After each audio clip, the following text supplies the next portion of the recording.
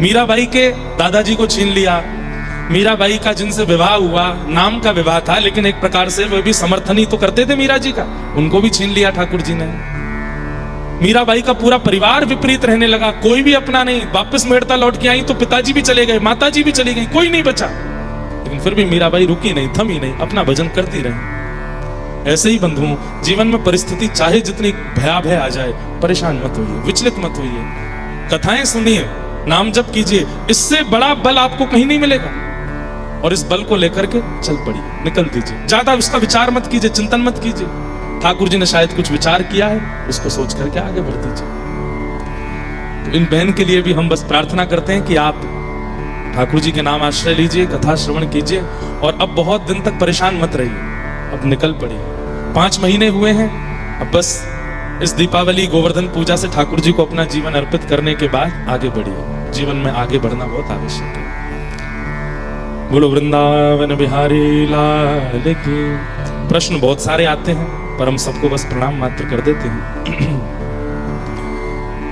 भगवान की गोवर्धन लीला हम लोग कल श्रवण कर रहे थे। इसी गोवर्धन लीला में भगवान ने माधवी पर कृपा की, और वही माधवी मीरा बनकर के वृंदावन में प्रकट हुई। मेड़ता से मेवाड़ गई, मेवाड़ से पुनः मेड़ता आई, और मेड़ता के बाद फिर वृंदावन आई।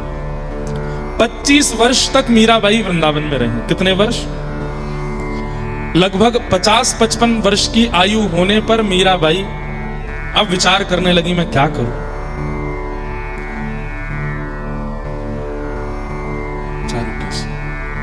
और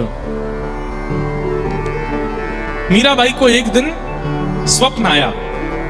बहुत ध्यान से सुनिए सब लोग। और मीराबाई ने स्वप्न में क्या दर्शन किया कि देव की मैया वसुदेव जी, जिनको वो अपना सास ससुर मानती हैं, मानती नहीं है ही, कलिकाल में भगवान ने मीराबाई से ब्याह किया है। तो मीराबाई के स्वप्न में आया कि देवकी और वसुदेव वो दोनों आपस में चर्चा कर रहे हैं कि 16,108 नहीं 16,109 बहुएं हैं हमारी, एक माधवी भी तो है। ये स्वप्न में देख रही है मीराबाई। तभी देवकी मैया कहती हैं, नहीं नहीं 108 ही हैं, 16,108 ही हैं। बोले क्यों? बोले एक तो ससुराल में ही नहीं आती ना, वो तो कहीं और रहती है, जो ससुराल में रहे उसी को तो हम बहू मानेंगे। ये बात स्वप्न में देखने के बाद मीराबाई उठ बैठी। ध्यान से सुनिए। और मन में विचार करने लगी कि ये संकेत है मुझे कि अब मुझे ससुराल की ओर जाना चाहिए। और मीराबाई ने मन बना लिया कि अब मैं वृंदावन से द्वारिका जाऊंगा। और बाईसा निकल पड़ी। वृंदावन की स्थिति उस समय बताते हैं, या तो ठाकुर जी के मथुरा गमन पर वृंदावन इतना रोया होगा, या 25 वर्ष बाद आज जब मीराबाई वृंदावन से जा रही हैं, पूरे वृंदावन के संत वैष्णव भक्त व्रजवासी सब भावुक हो गए। कईयों ने आकर के प्रार्थना की। अच्छा, मीराबाई ने किसी को स्वप्न नहीं बताया, बस चल पड़ी।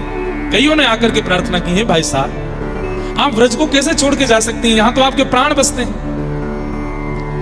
भाई साहब कहती हैं, मेरे प्राण यहां बसते हैं, पर मेरे प्राणनाथ भी तो व्रज से गए हैं, उनके भी तो प्राण वृंदावन में बसते थे। और शायद यही संकेत था कि अति प्रिय वस्तु, अति प्रिय स्थान, अति प्रिय व्यक्ति, कभी कभी उससे थोड़ी दूरी करनी चाहिए ताकि उसके प्रति प्रेम और प्रगाढ़ हो सके। आपको क्या लगता है कि वृंदावन छोड़ने में मेरी हालत खराब नहीं होती? मुझे बहुत पीड़ा है, मैं शायद जीवित ही ना रह पाऊं। ये वो वृंदावन है जिस वृंदावन के मार्ग की ओर चलती हुई मैं मूर्छित हो जाती हूं। उस वृंदावन से दूर जाना मेरे लिए बहुत पीड़ादायी है। लेकिन मुझे कोई संकेत हुआ है जिसके कारण मुझे द्वारिका जाना पड़ेगा। और बार बार वृंदावन को प्रणाम करती हैं, रज को प्रणाम करती हैं, यमुना जी को प्रणाम करती हैं, गोपेश्वर महादेव को प्रणाम करती हैं। कहते हैं आज पशु पक्षी जीव जंतु यमुना जी सबका कलरव शांत है, क्योंकि मीराबाई जा रही है।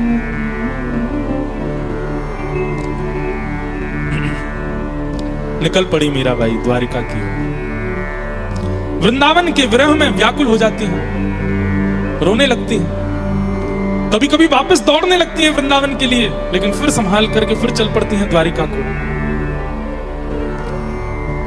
रास्ते में जितने स्थान पड़े, हर स्थान पर ठाकुर जी का स्मरण करते हुए मीराबाई जा रही हैं। और रास्ते में जितने भी स्थान पड़ते हैं, संत जन आते हैं, मीराबाई के साथ बैठ के सत्संग करते हैं, सब कहते हैं कि आप वृंदावन छोड़ करके कैसे जा सकते हैं। बाईसा कहती है कि श्याम सुंदर द्वारिका गए हैं, वहीं लीला विश्राम किए हैं, इसका मतलब ठाकुर जी वहीं विराज रहे हैं, मुझे बुला रहे हैं इसलिए मैं जा रहा हूं। शब्द सुनिएगा बंधु, रैन कहते हैं रात्रि को। बाईसा क्या बता रही हैं? रात में सोती नहीं है, रैन पड़े क्यों नहीं सोती? वो आकाश श्याम वर्ण है, किसी को कृष्ण मान करके छवि बनाती रहती है। कभी देखती है, देखो यहाँ मोर मुकुट पहन के घूम रहे, ये देखो गैया चरा रहे हैं, यहाँ देखो ऐसी लीला। रात्रि की रैन अंधियारी को ही श्याम सुंदर मान करके देखती रहती है। रैन पड़े तब ही उठ जाऊं, रैन पड़े तब ही उठ जाऊं, और भय उठ आऊं, और पड़े दिन में भी उठी रहती है, रात को भी उठी रहती है, सोती नहीं है। मैं तो गिरधर के घर जाऊं, मैं तो गिरधर के घर जाऊं, मैं तो। आप दिन रात सोती क्यों नहीं है? क्या करती है आप? क्यों निद्रा नहीं आती आपको? बाईसा कहती है रैन दिना वाके संग खेलूं, देना आगे संग खेलूं, ज्यों त्यों ताही लुभाऊं, ज्यों त्यों तारी लुभाऊं, ओ जो पहरावे सोतन पहरूं, जो पहरावे सोने पहरूं, जो दे सो ही खाऊं, जो देवे सोई खाऊं, मैं तो गिरधर के घर जाऊं, मैं तो गिरधर के,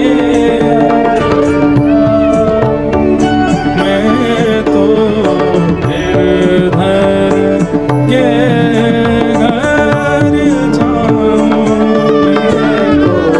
गिरधर के घर बोलो भक्तवत्सल भगवान की। चलती जा रही है भाई साहिब द्वारिका की ओर।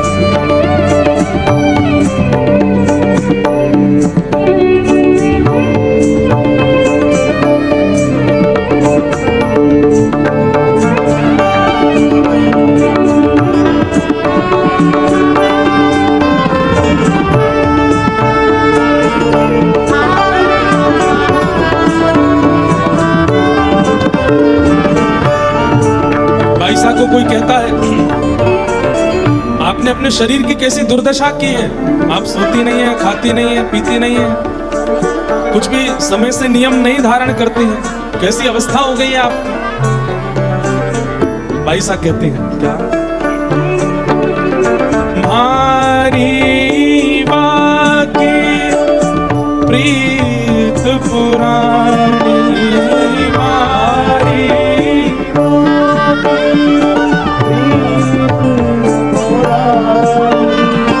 उन बिन पल बिताऊं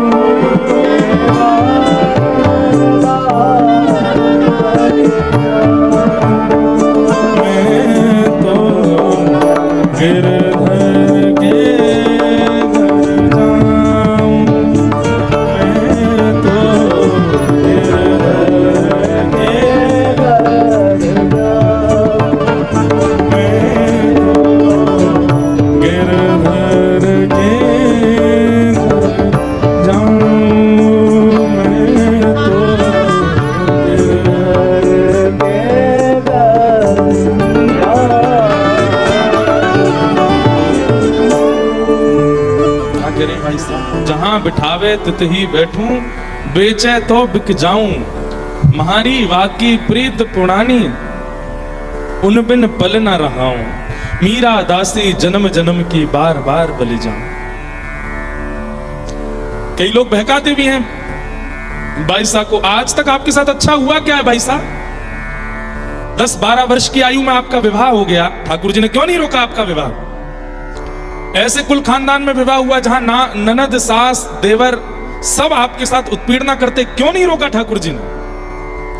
अरे आपके पति जिनसे आपका विवाह हुआ, उनके संरक्षण में कम से कम आपका भजन तो बनता था, उनको भी कुछ साल बाद आपसे छीन लिया, विधवा कर दिया आपको। क्यों नहीं आए ठाकुर जी आपकी रक्षा करने?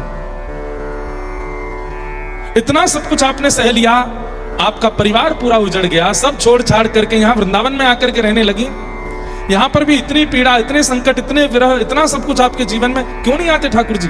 अरे अपने जीवन के 50 दशक पूरे कर चुकी हैं आप, अभी तक ठाकुर जी ने कृपा नहीं की। कितना लोगों ने बहकाया मीरा बाई को, और बाई साहब कहती हैं जैसे राखे तैसे रहूंगी। इससे भी ज्यादा अगर वो कुछ करेंगे मेरे साथ, मुझे वो भी स्वीकार है, पर उन्हें नहीं छोड़ूंगा। उनके बारे में कुछ अनर्गल विचार नहीं ला सकते चित्त में। हम आप सबकी भक्ति कैसी है? हमारी अनुकूलता के जरा सी विपरीतता अगर प्रकट हो जाती है, हम ठाकुर जी के भजन में अविश्वास प्रकट कर देते हैं। पर बाई साहब ने तो जीवन भर केवल कष्ट देखा है, लेकिन फिर भी अविश्वास नहीं लाई अपने चित्त में, और क्या गाने लग गई? जहां बिठावे तित ही बैठूं, और अंत में तो ऐसा शब्द बोल दिया कि अब इसके बाद बोलेंगी क्या? बेचे तो बिक जाऊं, मीरा दासी जन्म जन्म की। फिर भी चाहे जो हो जाए, मैं तो बार बार बलि जाऊं। मैं तो गिरधर के घर जाऊं, मैं तो गिरधर। भाई साहब की एक बात सुनिएगा बंधु, अगर इन विपरीत अवस्थाओं से मैंने कृष्ण को छोड़ दिया होता तो मैं ये बात मान लेती कि वो भी मुझे नहीं चाहते। इन लोगों के बहकावे में आकर के विपरीत अवस्थाओं से अगर मैंने उनका त्याग कर दिया होता तो मैं ये मान लेती कि शायद वो भी मेरा चयन नहीं कर रहे हैं। पर इतनी अव्यवस्था, इतनी विपरीतता, इतने बहकावे, इतने लोगों के कहने ताने आने सब सुन करने के बाद भी मेरे चित्त में उनके प्रति प्रेम नहीं घटता, इसका मतलब वो भी मुझसे प्रेम करते हैं। मैं कैसे छोड़ सकती हूँ उनको? मेरे साथ चाहे जो कुछ हुआ हो जीवन में, मेरे चित्त में कभी आया ही नहीं कि मैं उन्हें छोड़ दूं। अरे एक भक्त का स्वभाव होता है, वो अपने जीवन में घटने वाली घटनाओं को अपना प्रारब्ध मानता है। ठाकुर जी नहीं भेज रहे हैं उसके जीवन में कष्ट, बल्कि उन कष्टों से जूझने वाला जो बल है वो ठाकुर जी उसको दे रहे हैं। बाकी जो भी उसके जीवन में आ रहा है वो उसका प्रारब्ध है। बाईसा कहती है मेरे साथ जो हुआ सब मेरा प्रारब्ध है, ठाकुर जी इसमें दोषी नहीं है, बल्कि उन्होंने तो मुझे बल दिया लड़ने का, जूझने का और हर स्थिति से आगे निकलने का।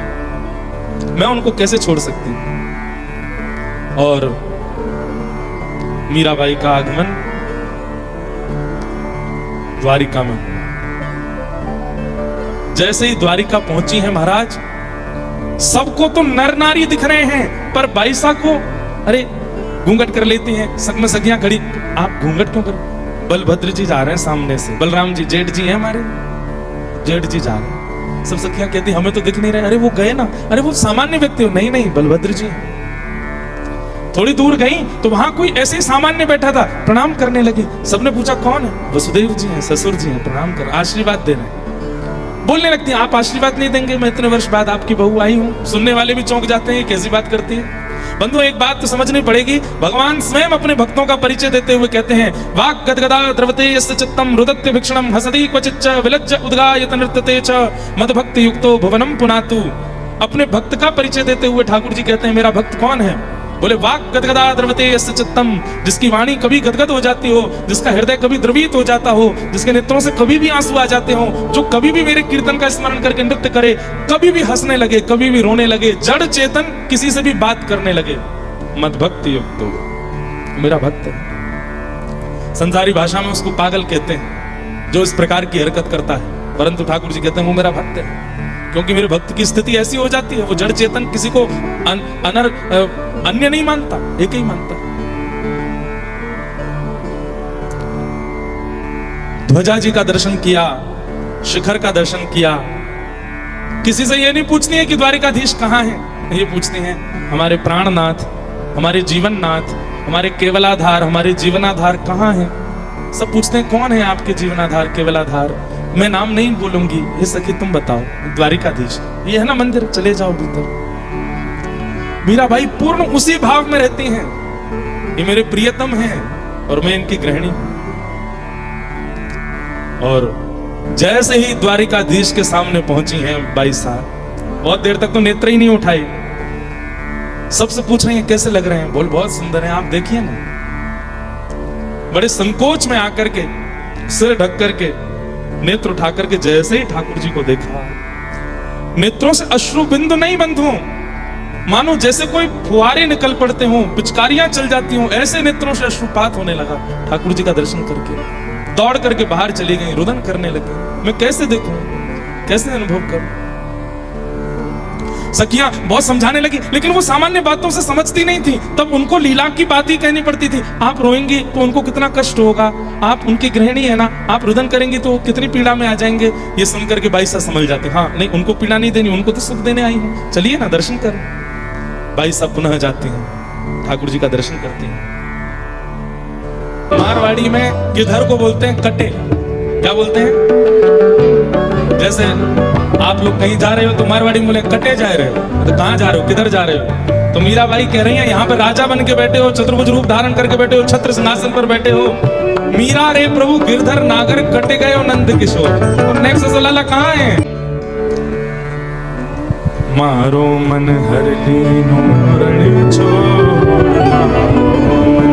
हर लीनो रण छोड़, द्वारिका को नाथ है माखन चोर, द्वारिका को नाथ है माखन, ओ द्वारिका नाथ है माखन चोर, द्वारिका को नाथ है माखन। मीराबाई द्वारिका पहुंच गए। द्वारिकाधीश को देख करके अति आनंद और अति सुख में रहती हैं।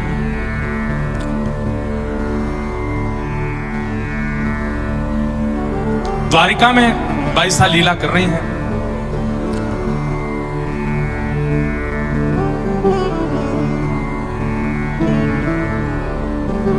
बैठ जाओ भैया, ऊपर रैम वाले सब लोग बैठ जाओ, इनको बोल दो एक बार।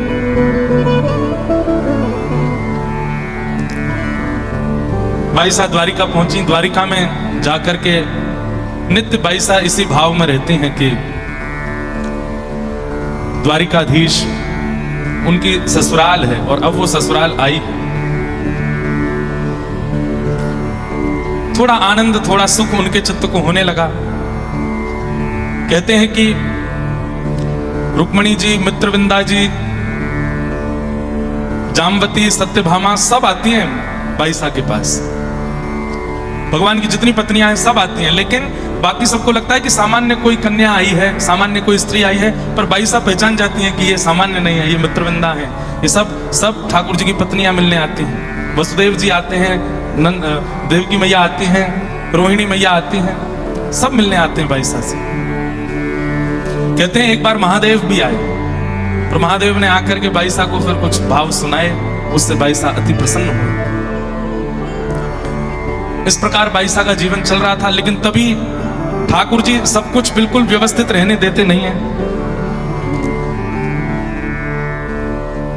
जब से मीराबाई ने मेवाड़ का त्याग किया, मेवाड़ में भुखमरी होने लगी।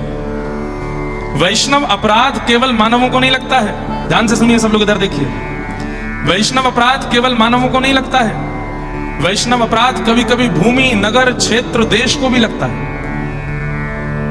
नाम मंच से लेना नहीं है मुझे, पर कई बार ऐसा अनुभव किया गया है, कई शहरों को देख करके, कई नगरों को देख करके, कई देशों को देख करके कि ये वैष्णव अपराध है, जिसके कारण यहां पर ये सारी गतिविधियां हुई हैं। ऐसा ही वैष्णव अपराध लगा है मेवाड़ को। जिस मेवाड़ का नाम सुनकर के राजघराना एवं बड़े बड़े योद्धा भी कांप उठते थे मेवाड़ का नाम सुनकर के, आज उस मेवाड़ की स्थिति कैसी है कि वहां स्वयं के पास अन्न नहीं है, दूसरों से मांगना पड़ता है। और ये अपराध लगा है मेवाड़ को मीराबाई का तिरस्कार करने पर। कितनी पीड़ा दी है राणा ने, विष पिलाया, सर्प से डसवाया, सिम भेज दिया, और कई तो हमने मंच से बताए नहीं है, कई और भी क्रियाएं की। मन चले व्यक्तियों को भेज दिया, जाओ अर्धरात्रि में मीराबाई के कक्ष में जाकर के दुर्व्यवहार करो उनके साथ। ऐसा तक भी भाव रखा है राणा ने। भरी सभा में मीराबाई कीर्तन कर रही है और वहीं सभा में कोई व्यक्ति दुष्प्रचार कर रहा है मीराबाई का। ऐसे षड्यंत्र किए मीराबाई के प्रति। ये सब वैष्णव अपराध है। अरे यहां मन में किसी वैष्णव के बारे में गलत सोचने का अपराध माना जाता है, यहां तो मीराबाई के साथ किया गया है। और इन सब अपराधों का भुगतान पूरा मेवाड़ कर रहा है। वर्षों बीत गए हैं, मेवाड़ में वर्षा नहीं हुई है, खेती बाड़ी हो नहीं पाती है, सूखा पड़ गया है, लोग पलायन कर रहे हैं, दूसरे राजाओं से आश्रय मांग रहे हैं। राणा संभाल नहीं पा रहा अपने नगर को। तब एक बहुत बड़े ज्योतिषाचार्य को बुलाया, एक बहुत बड़े संत को बुलाया और उनसे पूछा, महाराज कई बार बड़े बड़े घर के लोग संतों को तब बुलाते हैं जब खूब सारे अपराध हो जाते हैं उनसे, और अपराधों के बदले उनके साथ जब होने लग जाते हैं, गलत होने लगता है, हर प्रकार की स्थिति करके देख ली, किसी से भी फायदा नहीं मिला, तो फिर संतों से बोलते हैं क्यों हो रहा है महाराज जी बताइए। पहले कभी कथा नहीं सुनी, पहले कभी वैष्णवों का संग नहीं किया, पहले कभी संतों को प्रणाम नहीं किया, पहले कभी वैष्णवों को वंदन नहीं किया, पहले केवल हमेशा उनके प्रति दुर्भाव रखा। सब अच्छा होता है ना तो वैष्णव अच्छे नहीं लगते, लेकिन जब सब विपरीत होने लगता है, पंडित जी हाथ देख लो, कुंडली देख लो, ये देख लो, हमें कुछ बता दो, हमारे यहाँ कुछ कर दो, कैसे होगा, भगवान का कौन सा मंत्र कर लें, यंत्र कर लें।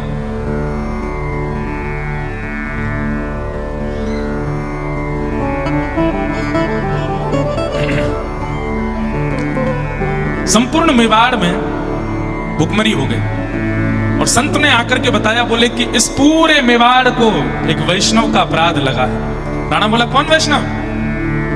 बोले मीराबाई। मीराबाई का नाम सुनते ही आंखें लाल पड़ गई। अरे वो तो ऐसी थी, वो तो ऐसी थी, हमारे भैया मर गए, उसके आने के बाद हमारे पिताजी का देहांत हो गया, हमारे कुल का ऐसा हो गया, वैसा हो गया, अच्छा है वो तो चली गई। संत बोले और मत बोलो, अभी तो केवल भुखमरी हुई है, इससे ज्यादा अपराध करोगे उनका तो धरती फट जाएगी, सब समा जाएंगे इसमें, मेवाड़ का नामो निशान खत्म हो जाएगा। जानते नहीं हो तुम किसका अपराध कर रहे हो। तब राणा को जब इतने संतों ने और भक्तों ने समझाया, तब जाकर के उसके मन में थोड़ी बात आई। बोले अब कैसे दूर होगा ये अपराध? बोले अगर मीराबाई मेवाड़ को क्षमा करेंगी और यहां आकर के फिर से रहने लग जाएंगी तो ये संभव है। राणा बोला वो तो कभी नहीं आएंगे, हमने जो उनके साथ व्यवहार किया है उससे तो वो कभी नहीं आएंगे लौट करके। बोले कि कैसे भी बुलाओ, नहीं तो मेवाड़ का नामो निशान खत्म हो जाएगा। अभी तो जनता आश्रय ले रही है, कुछ समय बाद तुमको भी आश्रय लेना पड़ेगा दूसरे राजाओं का, और कोई उपाय नहीं है मेवाड़ को बचाने का। तुम ठाकुर जी की चाहे जितनी आराधना कर लो, जितनी पूजा कर लो, जितने 56 भोग ठाकुर जी के लगा लो, ठाकुर जी की प्रसन्नता से कुछ होना ही नहीं है। ये तो भक्त प्रसन्न होगा तभी होगा, क्योंकि एक भक्त का अपमान करने के बाद ठाकुर जी को चाहे जो जितना भी मना ले, ठाकुर जी मानते थोड़ी, रीझते थोड़े। राणा ने कुछ मेवाड़ के लोगों को बोला कहां है मीरा, ढूंढो। और कुछ दिन में पता चला कि वो द्वारिका में रहते। मेवाड़ के लोग द्वारिका पहुंच गए। द्वारिका में जाके ढूंढने लगे कहां है मीरा भाई। बाईसा का जब पता चला तो द्वार पर जाकर के बैठ गए। बाईसा 2-3 दिन तक निकलती नहीं थी कक्ष से बाहर। 3 दिन बाद निकल करके आई तो देखा भूखे प्यासे व्याकुल स्थिति में मेवाड़ के लोग बैठे। बाईसा बोली आप सब, तो सब मारवाड़ी बोलने लगे, सब अपना परिचय देने लगे। तो बाईसा बोली आप सबको मैं प्रणाम करती हूँ, आप हमारे ससुराल से आए, सबको वंदन, मैं क्या सेवा करूं।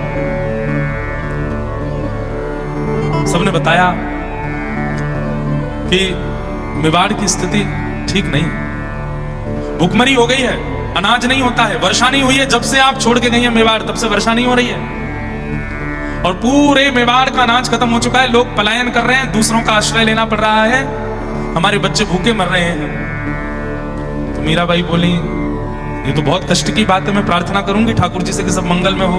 बोले आपकी प्रार्थना से कुछ नहीं होगा, तो आपको अपने चरण मेवाड़ में पधराने पड़े। इसका उत्तर नहीं दिया मीराबाई ने, चली गई वहां से। अब बहुत आगे निकल चुकी हूं मैं, अब कहां मुझे वापस मेवाड़ ले जाने के लिए आए। मेवाड़ के लोग घूमते रहे, जगह जगह मीराबाई को रोकते। मीराबाई हाथ जोड़ के कहती मैं आपसे प्रार्थना करती हूँ, आप कहेंगे तो मैं कहीं ना कहीं से कुछ व्यवस्था करवा दूंगी, ठाकुर जी से नित्य प्रार्थना करूंगी, पर मैं वापस वहां जाने के लिए नहीं आई हूं द्वारिका। मैं अपने जीवन में बहुत आगे निकल चुकी हूं, अब आप वापस मुझे मेवाड़ ले जाने की बात मत कहिए। आपको हमारे छोटे बच्चों पर तरस नहीं आता, आपको उनके आंसू नहीं दिखते, आपको ये नहीं लगता कि आपका ससुराल है, इतना कर्तव्य तो आपको करना चाहिए।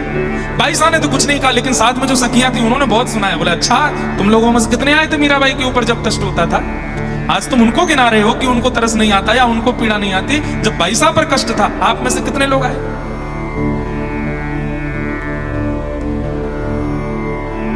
कुछ दिन पहले बापू की कथा सुन रहा था, तो बापू अपनी कथा में कह रहे थे, एक शायरी जैसी सुनाई, मुझे शायरी आती तो नहीं है ना याद होती है।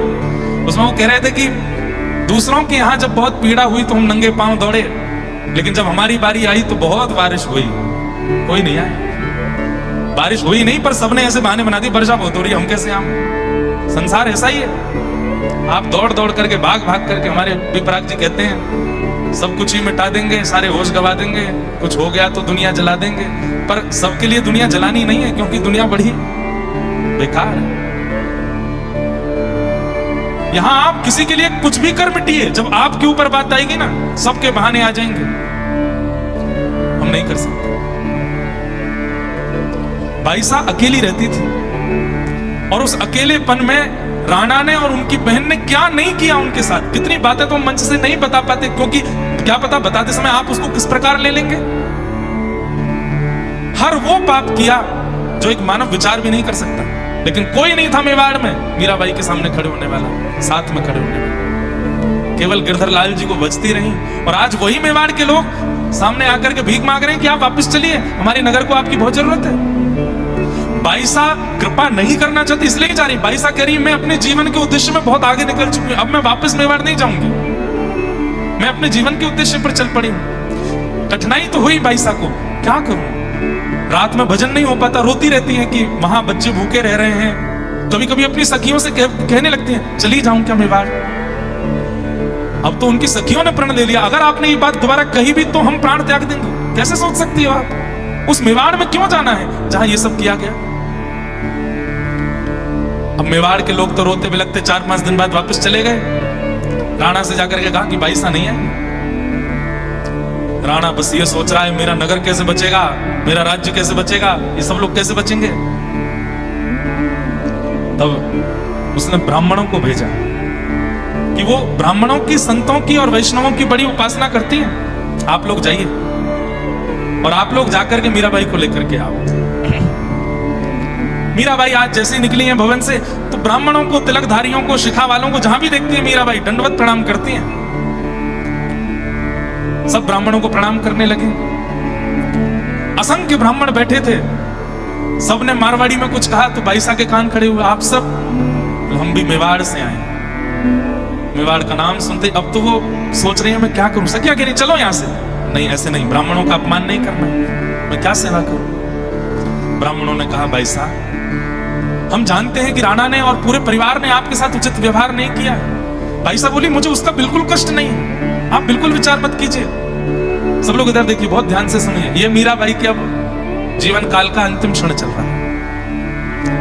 ठाकुर जी कितनी कभी कभी गुस्सा तो आता है लाल जी पे कि कितना खेलते हो आप। अब मीराबाई ऐसी स्थिति में फंस गई है, मैं क्या करूं। ब्राह्मण लोग हाथ जोड़ने लगे, नेत्रों से अश्रुपात करने लगे, बोले हम भीख मांग रहे हैं आपसे। क्या?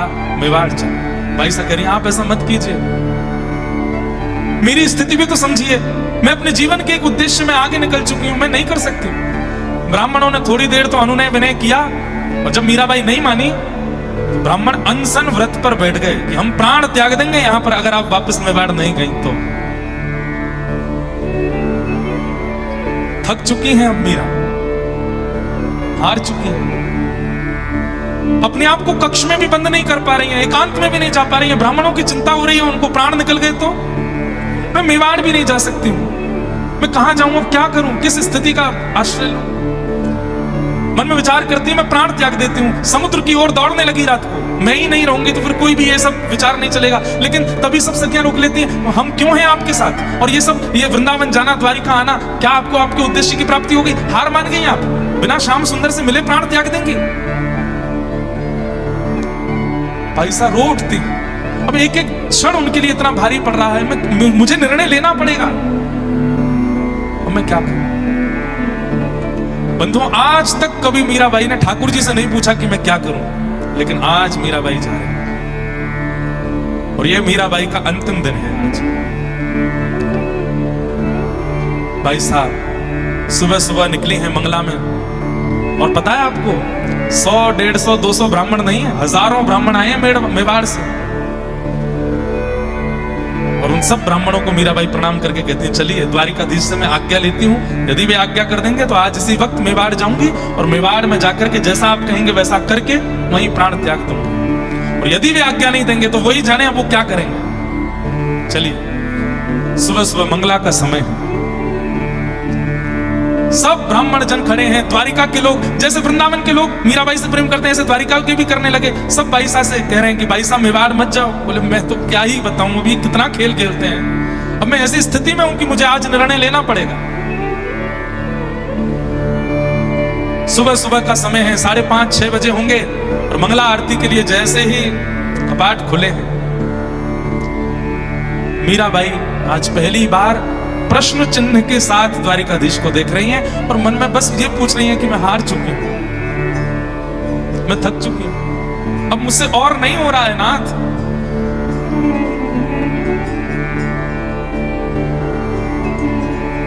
और तब मीराबाई ने अंतिम पद गाया अपने जीवन का। क्या कह रही?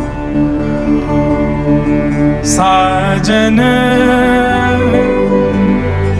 जो जानो साजन जो जानो। हे साजन, हे प्रियतम, आप जैसे चाहो, आप जो चाहो, अब भी मेरी इच्छा कुछ नहीं है, पर अब मैं हार गई हूं, अब मैं थक गई हूं, अब मुझसे नहीं हो रहा है आगे, अब तो मेरी सुध ले लीजिए, अब तो मेरी और एक बार निहार लीजिए। साजन जो जानो सुध लीजिए, साजन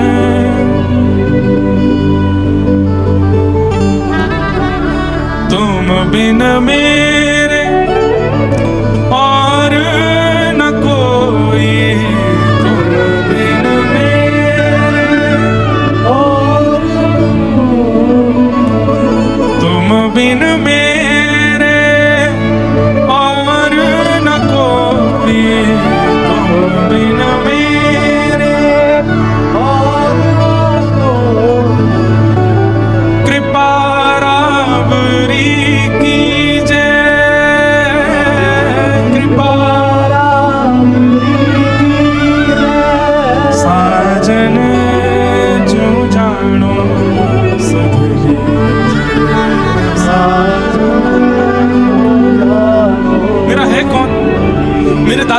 मुझसे बहुत प्रेम करते थे, आपने बाल अवस्था में उनको मुझसे दूर कर दिया।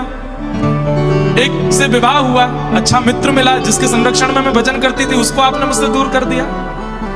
मैंने मन में विचार किया कि मैं जिसको अपना मानती हूँ आप उसको मुझसे दूर कर देते हो। उसके बाद मैंने अपना किसी को माना ही नहीं, केवल आपको माना। आज मेरा कोई नहीं है, मेड़ता में कोई नहीं, मेवाड़ में कोई नहीं, वृंदावन में कोई नहीं, द्वारिका में कोई नहीं। तुम बिन मेरे और न कोई,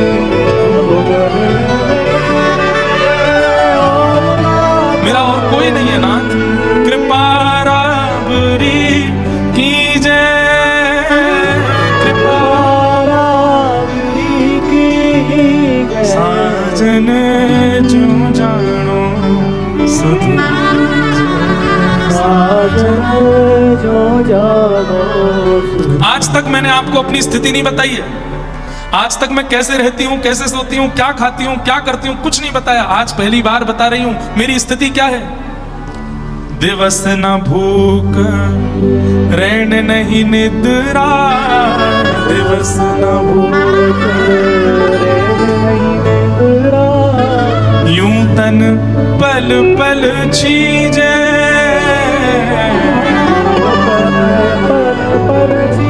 मुझे नींद नहीं आती है, मुझे भोजन की भूख नहीं लगती, लेकिन मैं सोती इसलिए हूँ, सोऊंगी तो शरीर स्वस्थ रहेगा। क्या पता कल आप मुझे मिल जाओ, इसके लिए मेरा स्वस्थ होना जरूरी। मुझे भूख नहीं लगती, लेकिन अल्प आहार इसलिए पाती हूँ क्योंकि आहार से स्वस्थ जीवित रहेगा। कहीं आप मेरे सामने आए और मैंने निराहार होकर के अपने नेत्रों की ज्योति गवा दी और नहीं देख पाई तो, इसलिए भोजन करती हूँ, इसलिए सोती हूँ, इसलिए जलपान करती हूँ कि कल को कहीं आप मिल गए तो मैं आपको देख सकूं, आपसे मिल सकूं। बाकी मेरे शरीर को ना निद्रा है, ना भूख है, ना प्यास है, कुछ भी नहीं। सब कुछ करती केवल इसलिए हूं क्योंकि आपसे मिलना है मुझे। और जैसे ही मीराबाई ने कहा मिल बिछुरन मत, बस इसी की टेर लगाने लगी। चिल्ला चिल्ला करके कह रही है मिल बिछुरन मत दी। अब मिल गए हो आप मुझे, अब मुझे वापस मत भेजिए। ये क्या मेवाड़ का आपने मेरे सामने एक प्रस्ताव रख दिया है, अब मुझे वापस नहीं जाना संसार में। जैसे ही मीराबाई बार बार कहने लगी मिल बिछुड़न मत दीजिए, मिल बिछुड़न मत दीजिए, मिल बिछुड़न मत दीजिए। द्वारिकाधीश की मंगला आरती चल रही थी। श्री द्वारिकाधीश एक पोशाक में और सामान्य सी पाग, ज्यादा आभूषण नहीं पहने हुए द्वारिकाधीश ने। सुबह सुबह भोर का समय, ठंडी ठंडी प्यार चल रही है, सूर्य धीरे धीरे उदय हो रहे हैं, हल्की हल्की अंधियारी है, हल्का हल्का उजाला है। हजारों लोग मीराबाई के निर्णय के लिए खड़े हैं। आज क्या निर्णय होगा? और मीराबाई बस अपलक नेत्रों से द्वारिकाधीश को देख रही हैं। मीरा के प्रभु गिरधर नागर मिल बिछुरन मत दीजिए। और जैसे ही मिल बिछुरन मत दीजिए बार बार बोलने लगी। इतने में ही सेहरा पहन करके, गले में सुंदर मालाएं धारण करके, नव दुल्हा का रूप धारण करके श्री द्वारिकाधीश प्रकट हो गए हैं। मानो एक दिव्य सूर्य की किरण जैसी आ गई हो। एक क्षण के लिए सबको लगा कि ठाकुर जी ने मानो सर्वांगन श्रृंगार किया और अचानक इतना तेज मंदिर के अंदर से आया, सबने अपने नेत्र बंद कर लिए। कोई भी उस तेज को देख नहीं पा रहा है। किसी ने हाथ की ओट ली है, किसी ने हाथ रख लिए हैं, कोई अपने आप को छुपा रहा है। इतना तीव्र तेज मंदिर में प्रकट हुआ, कोई नहीं देख पाया। एक क्षण के लिए तेज प्रकट हुआ और जैसे ही तेज विश्राम हुआ, तभी क्या देखते हैं कि बाईसा द्वारिकाधीश के गर्भगृह में है। और जैसे ही द्वारिकाधीश को आलिंगन करती हैं, द्वारिकाधीश अपने अंदर मीराबाई को समा लेते हैं। साड़ी पीछे धीरे धीरे अंदर जाती है। पुजारी जी दौड़ते हैं पकड़ने के लिए, मीरा मीरा मीरा। और जैसे पकड़ते हैं, केवल एक छोड़ मीराबाई का हाथ में रह जाता है और मीराबाई द्वारिकाधीश में विलीन हो जाती है। बोलो द्वारिकाधीश की। आज भी मीराबाई का वो इतना छोड़ द्वारिकाधीश के श्री अंग से बाहर।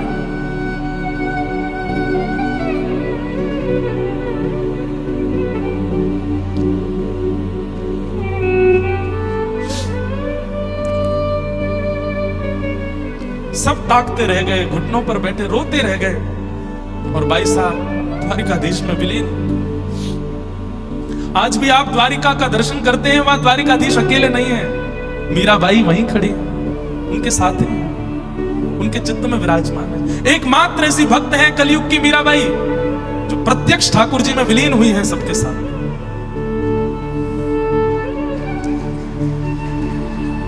ऐसी भक्तिमती मीराबाई, जिन्होंने जीवन अपना संपूर्ण समर्पित किया ठाकुर जी के भजन में।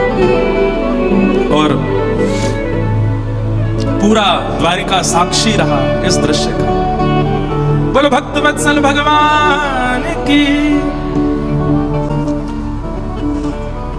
साजन चूजा सतने जय साजन चूजा। मुझे ये पद गाया नहीं जाता क्योंकि मीराबाई के आराध्य भी गिरधर लाल हैं और यहां भी सेवा में गिरधर लाल विराजमान है। कभी कभी लगता है कि मेरी सेवा भी ऐसी है कि मुझे सबके बीच में जाना पड़ता है, सबके बीच रहना पड़ता है और सबके समय देने की वजह से उनसे थोड़ा सेवा से दूर रहना पड़ता है। मन में भाव आता है अब आप मिल भी गए हैं पर मिलते भी नहीं है, हो भी गए हैं मेरे, लेकिन सेवा ऐसी है कि रहना पड़ता है दूर। मीराबाई भी तो इसी असमंजस में है कि सेवा भी चाहती है, वो तो नहीं चाहती कि मेवाड़ में भुखमरी हो, पर अब मिल गए हैं, मैं कैसे वापस संसार में जाऊं। लेकिन आज द्वारिकाधीश प्रकट हो गए और पता है द्वारिकाधीश कभी भी मीराबाई के सामने सामान्य रूप में आए ही नहीं, हमेशा दुल्हा बन करके ही आए, सहरा पहन करके आए। जब मीराबाई को लेने के लिए आए उस समय भी द्वारिकाधीश सहरा पहन करके आए, जबकि मंगला में किसी भी मंदिर में ठाकुर जी श्रृंगार नहीं धारण करते, लेकिन द्वारिकाधीश आज पूर्ण श्रृंगार करके आए और दुल्हा बन करके मीराबाई को अपने साथ लेकर के गए। ऐसे भक्तिमती मीराबाई को हम बारंबार प्रणाम करते हैं, बारंबार उनको वंदन करते हैं और बस यही प्रार्थना करते हैं कि मीराबाई ऐसे ही हमारे चित्त में प्रेम प्रकट करें। जब मीराबाई प्रवेश कर गई द्वारिकाधीश में, द्वारिका के लोग उच्च स्वर में एक भाव गाने लगे। ऐसे हमारे द्वारिकाधीश बाईसा को अपने में विलीन कर लेते हैं। ऐसे बाईसा के पावन चरित्र को हम बारंबार प्रणाम करते हैं। ये सौभाग्य मिला कि यहाँ आप सबके मध्य में मीराबाई के मधुर भाव को सुनाने का अवसर प्राप्त हुआ। ऐसे मीराबाई को हम बारंबार वंदन करते हैं। बोलो भक्तिमती मीराबाई की। एक कोई सुंदर पद गा करके मीराबाई को हम प्रणाम कर लेते हैं।